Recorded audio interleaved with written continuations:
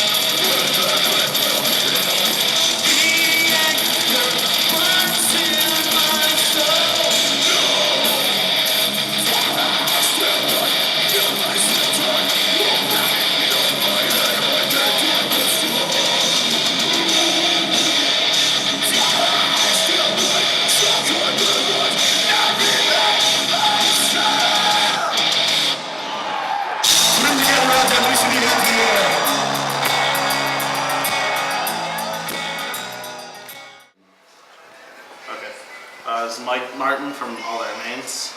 Hi. Who are some of your influences? Influences, 80s hair bands were my first when I was 8 or 10 years old. Guns N' Roses, Skid Row, Motley Crue, all them, and then, obviously Metallica, because kind of everybody's influence. Pantera. Yeah, that's about it. I listen to weird, now that I'm old, I listen to like weird stuff, but that's what got me started in like the heavy music thing.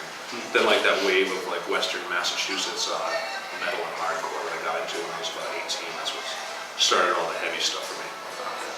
What is it like to tour so much? It sucks. No, it's not that. It's just a little, after a while you just feel like you're a puppet on a string and people are just kind of making you dance all over the place. It's a little, because this year's been so busy because it's been like 10 out of the last 12 months.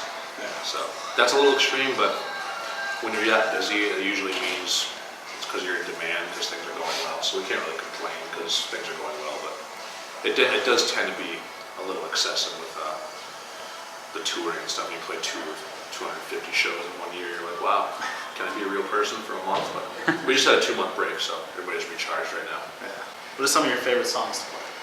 Favorite songs to play right now would be this calling never gets old to me for some reason, even though I should be completely sick of it by now. I'm not, though. I love playing that song still. Newer ones, I think Some of the People All the Time, one of my favorites. Aggressive Opposition, one of my favorites. I love playing 2 Weeks just because people go crazy to it all the time because it's the hit. Yeah. You know? But yeah, those are some of my favorites. Is there any songs you have trouble playing? No, not really, because I know at this point, like, if we're rehearsing or writing songs and Ollie's like, oh, try doing this here. I know if it's just, I'm just like, dude, that's gonna sound like crap live because I'm not as good with guitar as you are. So, and like, I kind of just know my boundaries now, so it's not that bad. Earlier on, back in the day, I was just like, come on, you're gonna be kidding, because I was too afraid to say no back then. I was like, oh, okay, yeah, I can do that. And I couldn't, but Figure it yeah, out. for the most part, I know when to draw the line and say, like, let's do something else there, because I can't play that. Is it hard keeping your songs fresh and different? Yeah, I think every time it gets harder just because everybody, I don't know, as we keep doing this, everybody thinks they know more as we keep doing it, and like, we're all like, okay, now we're experienced, we all think we know what we're talking about. We kind of know, but not so much the songs themselves, that are just arguing with everybody about getting the songs put together. It's hard to get everybody to agree on stuff. What was the deal with the talk box on Won't Go Quiet? Oh, that was my best friend from home, Gary, just bought me one of those for my birthday. And I was like, wow, and we were just about to go in the studio to record, and I was like, I wonder if I can find a spot on this album just to squeeze this in, because it'd be fun. Because like I said, growing up with all like Slash and Richie Sambora and all those guys, I just always wanted to put it on an album. And we had this one like kind of ending to a song that was just like a fade out, and they're like, this is boring, so let's just put a solo over it. I tried the talk box and it worked. It was just fun. It was kind of a wing it out. The solo wasn't written. We just went into the studio and just like recorded it, like it was improv. It was fun. Yeah. That definitely worked. Yeah. That's It's my one favorite of my part. favorite solos. That's awesome. Thank you. I get a lot of people say that actually, which is really cool to me because It's 'cause different. It's not the same shred. it's different. Yeah, and it wasn't written. Like we just like me and Adam just got like beer, and we were like, all right, let's hang out today and like try this talk box, and it just ended up coming out like good. We're like, that sounds cool. Are there any shows you've played that really stand out? Yeah, last night in Milwaukee. Oh my God. Funny you asked that today because like everybody today is just like last night's show was maybe the best show we've ever played in America.